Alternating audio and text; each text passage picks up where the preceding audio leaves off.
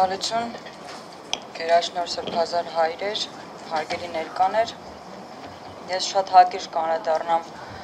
քրեերևական ասպեկտին, իշխանության ներկայացուցիչների կողմից իրականացվող հարձակումների, որտեղ սա միայն այդպես կարող եմ բնութագրել։ Իհարկե, պարոն Թաթոյան իր խոսքում այն հանցակազմերի մասին, որոնց մասին պատրաստվում խոսել, արդեն իսկ անդրադարձավ։ Սրանից նաև բխում է, որ այո, ակնհայտորեն հանրային ընկալումն այնպիսին է, որ հենց այդ հանցակազմերն են իշխանության ներկայացուցիչների գործողություններում։ Նախ այս ամենը սկսվեց մայիսի 5-ի կառավարության նիստից, երբ որ երկրի վարչապետը մեր հայ առաքելական Սուրբ եկեղեցին անվանեց չուլանացված։ Եվ ոման դերասան Գնել Սարգսյանը արդեն մեզ հայտնի վանական համալիրում դրսևորեց խուլիգանական վարքագիծ, որի հետ կապված մեր երկու փաստաբաններ արդեն հաղորդում են ներկայացրել քննչական կոմիտեին, գլխավոր դատախազին, բայց մինչ օրս իմ տեղեկությունով դեռևս քրեական վարույթ նախաձեռնելու վերաբերյալ որևէ տեղեկություն չունենք, անգամ տեղեկություն չունենք ընդհանրապես այդ հաղորդումների ճակատագրի վերաբերյալ, մինչդեռ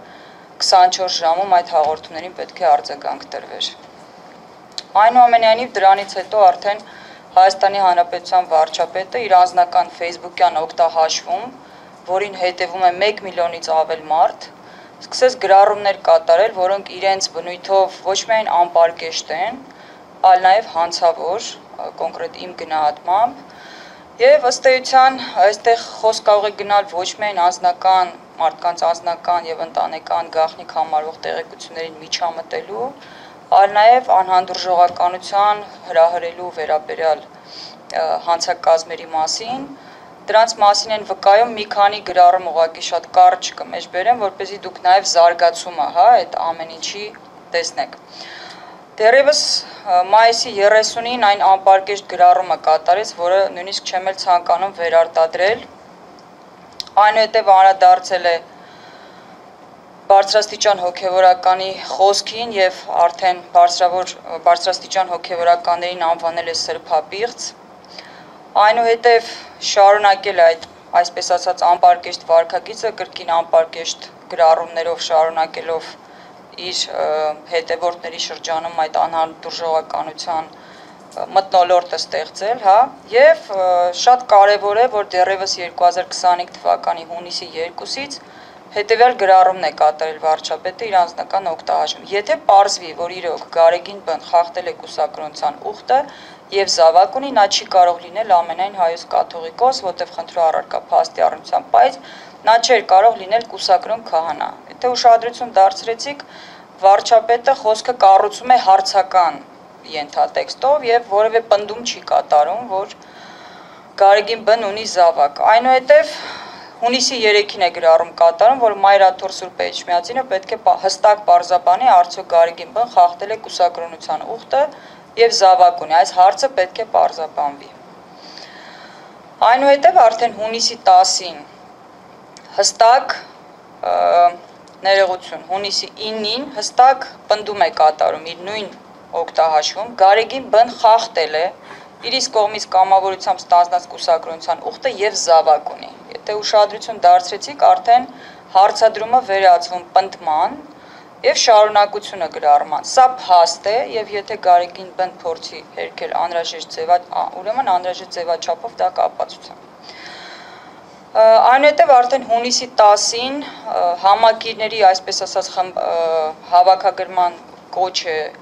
անում Նիկոլ Փաշինյանը իր անձնական օգտահաշվում, վեհարանը, այսպես ասած, ազատագրելու, շուրջ համախմբվելու համապատասխան չափանիշներ է սահմանում այդ անձանց ներկայացվող եւ ըստ էության սկսում է հավաքագրել անձանց իր, այսպես ասած, նպատակն իրագործելու համար։ Իմ գնահատմամբ վարչապետի արարքներում, խոսքերում առկա են քրեական օրենսգրքի ինչպես 204 հոդվածի հատկանիշներ, այնպես էլ 329 հոդվածի հատկանիշներ, մասնավորապես 204 հոդվածը պատասխանատվություն է նախատեսում անձի անձնական կամ ընտանեկան գաղտնիք համարվող տեղեկություններ առանց նրա համաձայնության օգտագործելու, իրացնելու կամ հայտնելու համար կամ այդ տեղեկություններն օրենքով սահմանված կարգի խախտմամբ օգտագործելու, իրացնելու կամ հայտնելու նպատակով այդ տեղեկությունը ձեռք բերելու կամ պահելու համար։ Եվ այս արարքի համար նախատեսված են ծանրացնող հանգամանքներ, դրանց շարքում է նաև իշխանական կամ ծառայողական լիազորություններն օգտագործելով կամ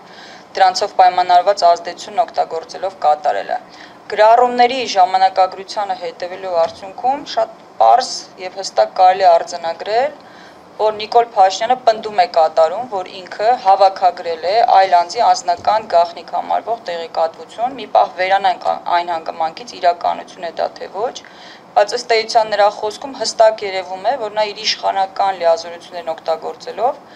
անձանց մասնավոր կյանքի մասին հավաքել եւ պահում է տեղեկություններ, ոչ միայն պահում է, այլ նաեւ դրանք հասանելի է դարձրել լայն հանրության շրջանակներին, ամենայն դեպս Facebook-յան իր օգտատերերի շրջանում։ Բացի այդ, Նիկոլ Փաշինյանի արարքում մեկ այլ բավականին վտանգավոր հանցակազմի հատկանիշներ են առկա, դա 329 հոդվածն է։ Դրա էությունը կայանում է նրանում, որ անձի կամ անձանց խմբի նկատմամբ ռասայական, ազգային, էթնիկ կամ սոցիալական ծագումով, կրոնով, քաղաքական կամ այլ հայացքներով կամ անձնական կամ սոցիալական բնույթի այլ հանգամանքներով պայմանավորված ատելություն, խտրականություն, անհանդուրժողականություն կամ թշնամանք հրահրելուն կամ քարոզելուն ուղղված հրապարակային խոսք է հնչեցնում, ինչպես նաև նույն նպատակով նյութ կամ առարկա է տարածում։ Այս հանցակազմը ևս ունի ծանրացնող հանգամանք, որոնք տվյալ դեպքում առկա են Նիկոլ Փաշինյանի արարքում, իշխանական կամ ծառայողական լիազորությունները կամ դրանցով պայմանավորված ազդեցությունն օգտագործելով եւ հրապարակայնորեն ցուցադրվող ստեղծագործությունների, զանգվածային լրատվության միջոցների կամ տեղեկատվական կամ հաղորդակցական տեխնոլոգիաների օգտագործմամբ։ Իհարկե, եթե Աստված մի արասցե եկեղեցու նկատմամբ կազմակերպվի նաեւ հարձակում, այդ արարքը լրիվ այլ իրավական գնահատականի կարժանանա, բայց այս պահին համենայն դեպս անհանդուրժողականություն, քարոզելուն ուղղված այս հրապարակային կոչերը բավականին լուրջ հավանումներ ունեն վարչապետի անձնական օգտահաշվում։ Դա խոսում է այն մասին, որ նրա խոսքը զանգվածաբար ոչ միայն տարածվում է ամբողջ Հայաստանի Հանրապետության տարածքում, այլ նաև նա անուղղակիորեն հավաքում է, նաև ուղղակիորեն հավաքում է համակիրներ։